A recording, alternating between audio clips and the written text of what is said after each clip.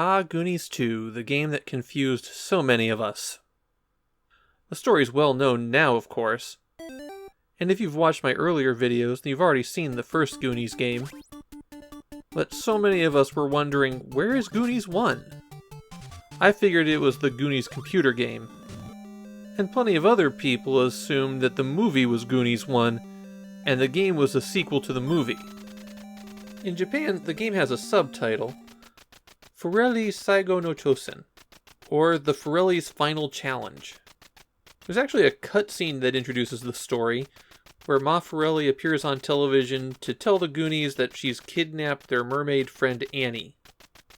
Konami must have really liked that villain talking to you to introduce the story on television, because they wind up using it in a lot of games. All of the Goonies fail to rescue Annie and are captured, except Mikey, who now has to go in alone and save everybody. And this game is another sprawling action-adventure game where you have to wander long hallways, find key items, and explore areas looking for hidden objects. But unlike so many other action-adventure games that we've seen so far, I think Goonies 2 works. Mostly. We'll talk about its one major failing in a little bit.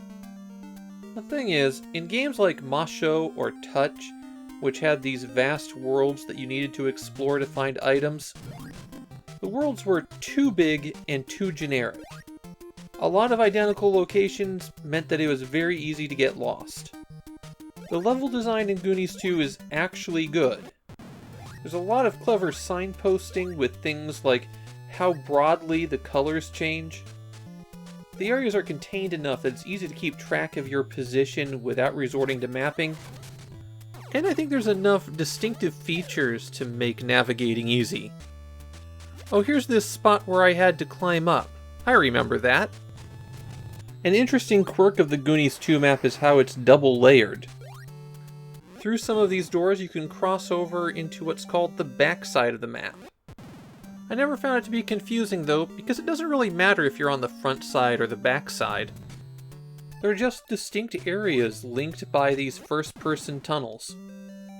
But those first-person areas are the worst aspect of Goonies 2.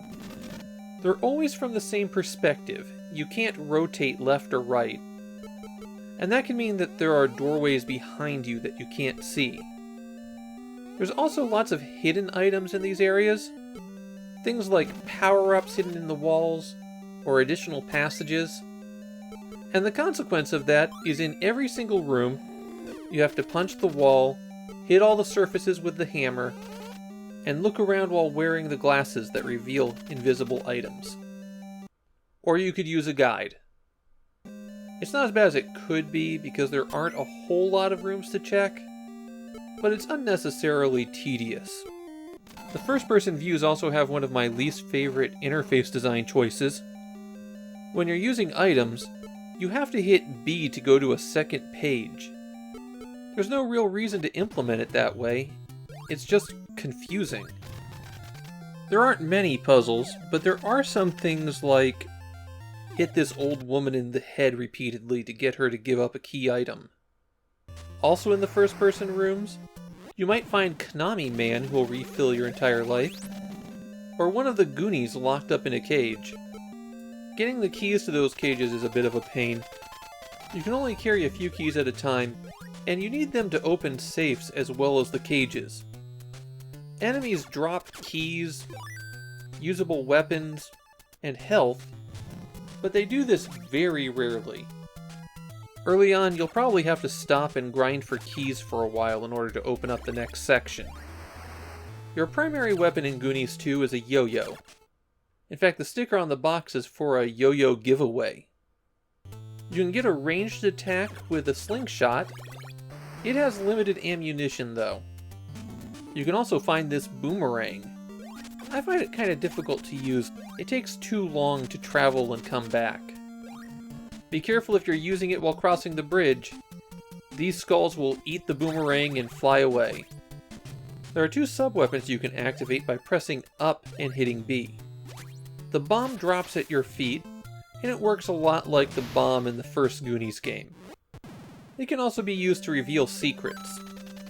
The firebombs are thrown, and that makes them good for taking out some nastier enemies. Though don't bother trying to fight the demon. He's just too tough and does too much damage. You can find some items that will help you in these side-scrolling areas, like this helmet that blocks hits from above, or this raincoat that prevents you from taking damage from water. And of course, there's always scuba gear. These kinds of items really emphasize how Goonies 2 is a sprawling action-adventure game. You might not be able to continue on a path you find at that moment, but perhaps you'll find an item in a little bit that'll let you do that. Goonies 2 came out just over a year after Konami's first Goonies game, and I think comparing the two of them shows how far the system has come in just that 1 year. The larger carts and memory mappers are making an enormous difference.